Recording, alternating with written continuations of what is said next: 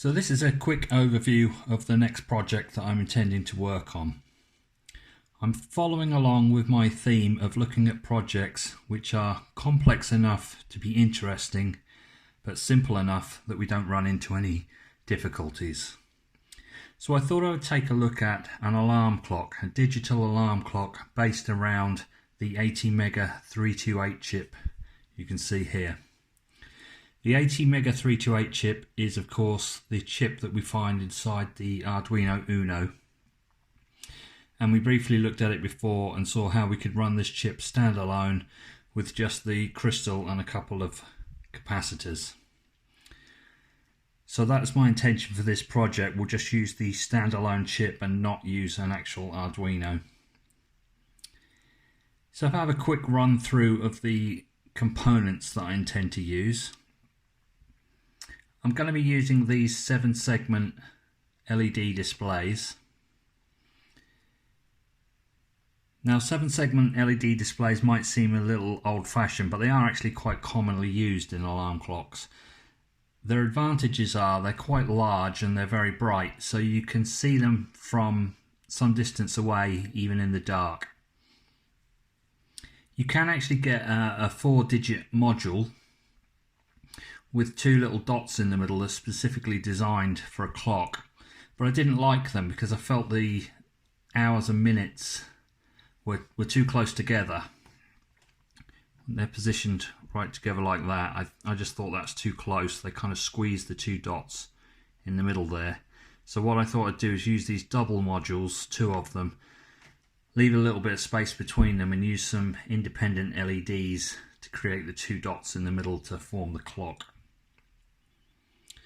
These are common anode. You can also get them in common cathode. I'm just going to go with the basic red. We've of course got the chip, which I've already mentioned.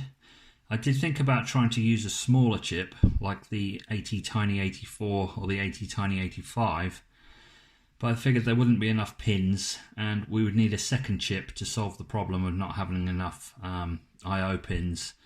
So if we're going to have to go to 2 chips anyway, then we may as well just go with the larger 328 chip. It would be interesting to look at some alternative designs using different chips, but this is the one I'm going to go with. I'm going to be using some tactile switches. I've got 3 here, but I'll probably be using 4. We'll have one to adjust the time. So you'll hold down the time adjustment button and then you'll press the hours increment or the minutes increment buttons to increment the hours and the minutes. So that's how you can set the time, and then we'll have a similar concept with the alarm. Probably have a 4th button for the alarm adjustment. You'll hold the alarm button down, it will display the alarm time, and you can advance the hours and the minutes whilst holding down the alarm button to set the alarm time. So fairly simple 4-button design. We've obviously got the crystal here for the ATmega 328 and its load capacitors. I'm going to put a capacitor on the supply of the ATmega. I'm going to power the whole thing from the 9-volt battery, so I've got a 9-volt battery clip which I'll use as well. We'll need a voltage regulator to get down to 5 volts, so I'm going to look at the 78L05 voltage regulator again. I'm hoping to keep the current kind of super low because we don't want to drain the battery too fast. So this small voltage regulator should be adequate. A couple of capacitors on that as well, one on the input, one on the output. And then of course we'll need some current limiting resistors for the LEDs, and then I may or may not use pull down resistors for the tactile switches. We have a choice there. We could use the internal pull-up resistors and use reversed logic, or we can use external pull-down resistors and have the normal logic. What do I mean by reverse logic? Well, normally when the button is pressed, we consider that to be high or digital 1, and when it's not pressed, we consider it to be 0 or low. That reverses if you use a pull-up resistor rather than a pull-down resistor. So when the button is pushed, you've actually got digital 0, which feels a little bit backwards, but it actually saves you on the external resistors, keeps the design a little bit more simple. So I may or may not do that. I'll decide later.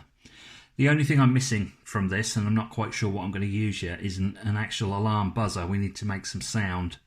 We need to have the alarm sounding, so I need some kind of buzzer for the alarm sound. But they're the basic components. Regarding the implementation of the software, I'm going to be looking at a couple of interesting concepts. The first one is going to be multiplexing, to multiplex the LED displays. We'll get onto that in a second. The other thing we're going to look at is interrupts for the precise timing requirements to make sure we keep the time quite accurate. I'm going to be using interrupts on the 328 mega chip, so that'll be interesting to look at. And then of course I'm going to have to figure out some kind of logic of my own to manage the push buttons and make the push buttons control the clock. Finally, I will intend to 3D print a case for it. I'll design a case and we'll 3D print a case so we end up with a finished solution. I think I'll also design a PCB and get that professionally made as well, so we have a nice finished solution. So let's jump straight in and see how we can solve our first problem of how do we control these 7-segment displays using a concept called multiplexing. Now what I've got here is a 4-digit module, and this is actually a common cathode setup. Now with these modules you get 7 lines coming out for the 7 segments, and then you get one line coming out which is known as a common, 1 line for each digit. So this is a 4-digit module, so I'm going to have 4 commons coming out of this and 7 lines for these 7 segments. Now all the 7 segments are actually just parallel together across all the digits, so you just get one set of 7 lines coming out. Technically there's 8, we've got the decimal point here as well, but I'll ignore that for now and we'll call it 7.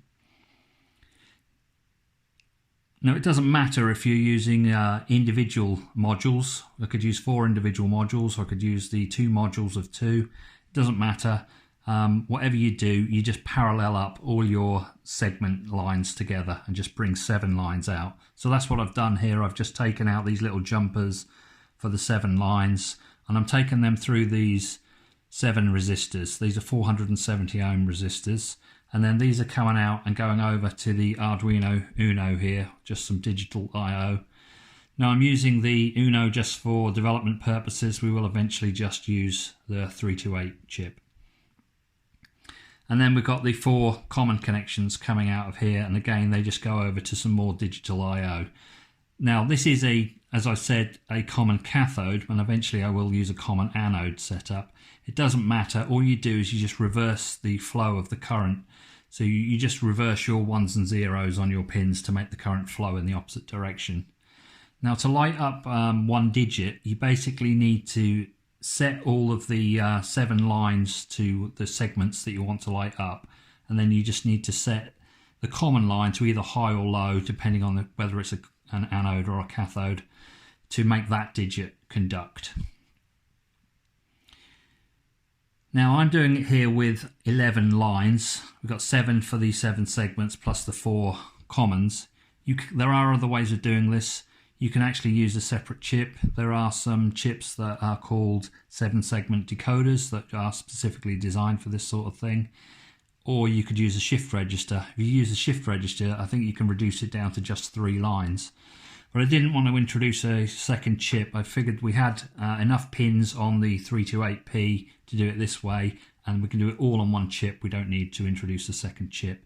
It would be interesting to look at the other ways. I may do that as a future project, but for now we'll just do it this way, with everything being controlled via the 328 chip. So what we'll do, we'll jump into the code and have a look at how we control one particular digit, and then we'll look at how we can use this concept called multiplexing to control all 4 digits. So I've got here the beginnings of my clock project sketch. This is just purely to demonstrate how we're going to control the LEDs. So I've got a little diagram here to help me showing the 7 segments and how they're labelled up. Each segment is given a letter A through to G. So the diagram just shows me which segment is which. I'm just setting up a couple of arrays here to choose which pins I'm going to use. We need 7 pins for the individual 7 segments, so I'm using pins 2 through to 8. But you can use whatever pins you want. And then we need 4 more pins for each digit. So I've called these digit pins, and I've got 4 pins here, 10, 11, 12 and 13. The next thing I've done is another problem we need to solve is we need to kind of map the digital numbers 0 through to 9 that we want to display. We need to kind of map that into these 7 segments to decide which segment should be on for each digit. So that's what this little array does here. It solves the problem of this mapping. So I've called this int numbers. It's an array of 10 elements, and each element is actually another array of 7 elements. So you can see here we've got the first one. This represents the digit 0. So we'll have, if I could try and get my diagram up, you can see to make a 0 we need A, B, C, D, E and F, but we don't want the G. And that's what this array here represents. So we've got A, B, C, D, E and F, but we don't want the G. So we've got a 0 for the G. So the ones represent the digits, the segments that will be on, and the 0 represents segments which will be off when we're displaying each number. So this is the number 0, so this will be the number 1, the number 2, the number 3, etc. all the way through to 9. We'll skip over some of this, we'll come back to this stuff.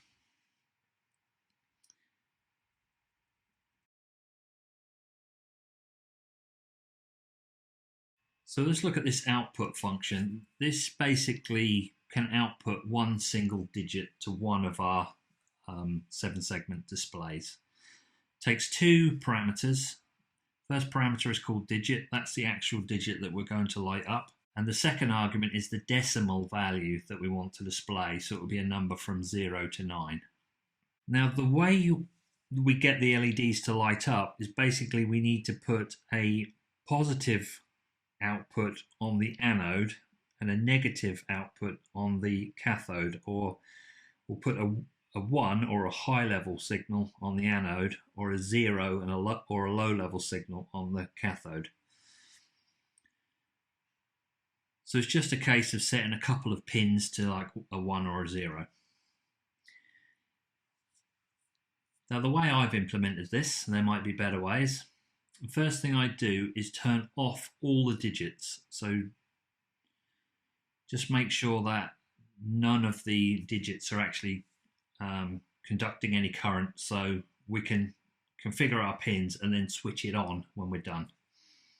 So I'm looping through all of our digit pins and setting them to a high, because they would need to be a low to actually be conducting current. The next thing I do is decide which segments we actually want to light up. So I'm actually looping through from 0 to 6, which is our 7 segments.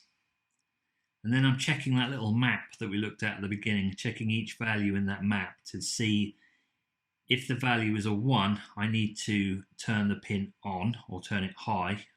Otherwise, I need to turn it off or turn it low. So this is just configuring the 7 segments that we actually want to light up. And then finally, I'll turn the required digit on. Remember, we're just controlling just one single digit.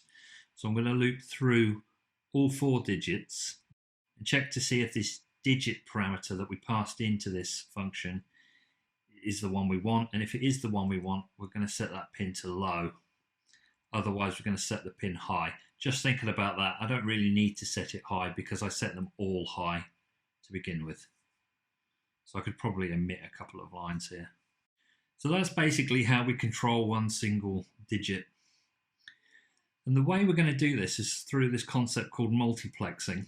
So if I I skipped over this, let's just quickly look at the setup. So this is the setup function, and here I'm just defining if the pins are inputs or outputs. Well, actually they're all going to be outputs. I'm just looping through my pins that I've got for my 7 segments, setting them all to be outputs, and then all my pins for my 4 digits, and I'm also setting them to be outputs. So all the pins are outputs.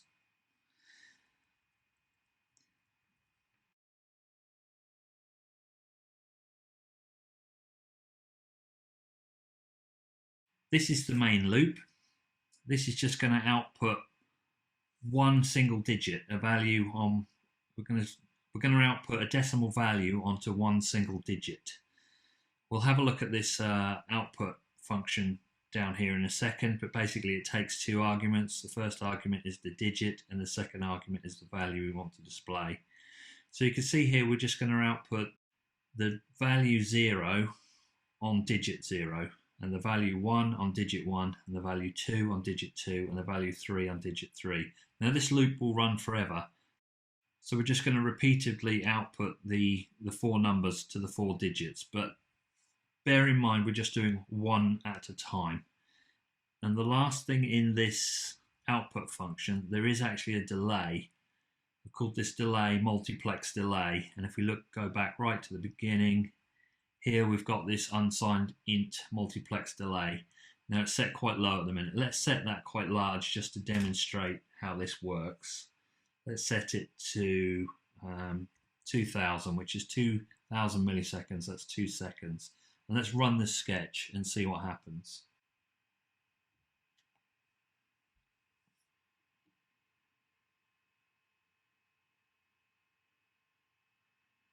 So I'll just upload it.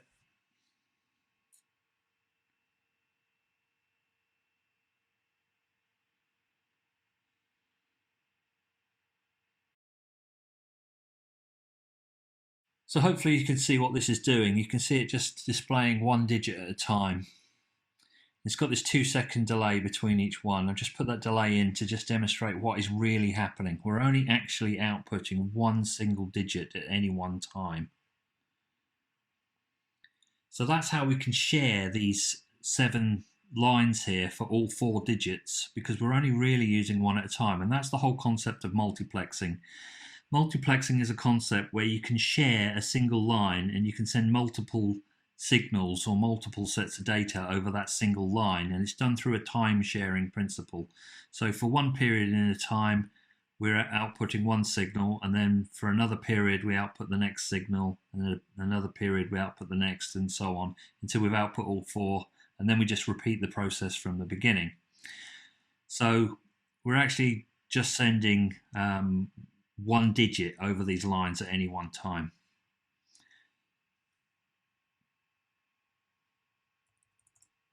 Now if I speed this up and reduce the delay to 1 second between each digit, re-upload the sketch, you should see it now, it's running a little quicker. If I do it again, I go to half a second.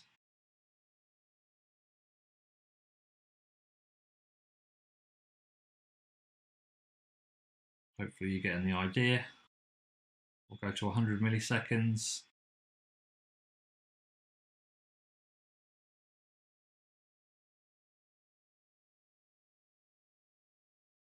Let's go to 50 milliseconds.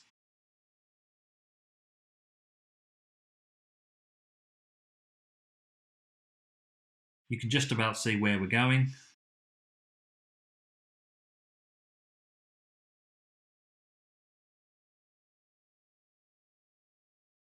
And at this speed, you can just about see the concept. Because we're going so fast and we have this persistence of vision in our eyes, we're actually tricked into thinking that all 4 digits are on at the same time. And if I speed it right up so that we only have a 5 millisecond delay, and just run that again, you see it's actually running so fast now that we can't even see the flickering. So that's basically the concept of multiplexing. We just control one digit at a time, but we do it so fast it looks like all 4 digits are all running at once. So that's our first problem solved. We know how we can control these 4 digits using this concept of multiplexing and 11 control lines. What we'll look at in the next video is we'll need to look at how we're going to control the precise timing of our clock using interrupts. So I think that'll be quite an interesting concept to get our head around. So we'll leave this for now, and hopefully I'll see you in the next video.